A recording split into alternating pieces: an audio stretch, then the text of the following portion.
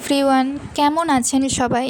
আজকে আমি আপনাদেরকে তৈরি করে দেখাবো ঝরঝরে পোলাও রেসিপি। তার জন্য প্রথমে চালটাকে ভালোভাবে ধুয়ে কিছুক্ষণের জন্য জল ঝরিয়ে নেব। এবার এর মধ্যে অ্যাড করব ঘি, দেব 1 চা চামচ আদা বাটা, সামান্য পরিমাণ নুন এবং হলুদ গুঁড়ো দিয়ে ভালো করে মিক্স করে 1 ঘন্টার জন্য এটাকে রেস্টে রেখে দেব।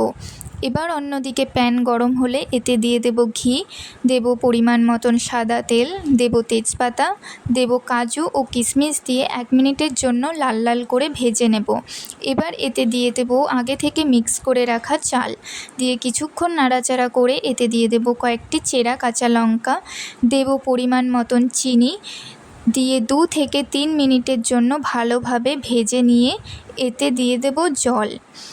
আমি এখানে যেই বাটিতে চাল নিয়েছিলাম সেই বাটিরই 2 বাটি পরিমাণ জল দিয়ে 8 থেকে 10 মিনিটের জন্য লো টু মিডিয়াম ফ্লেমে ভালো করে কুক করে নিলেই তৈরি হয়ে যাবে ঝরঝরে বাসন্তী পোলাও রেসিপি।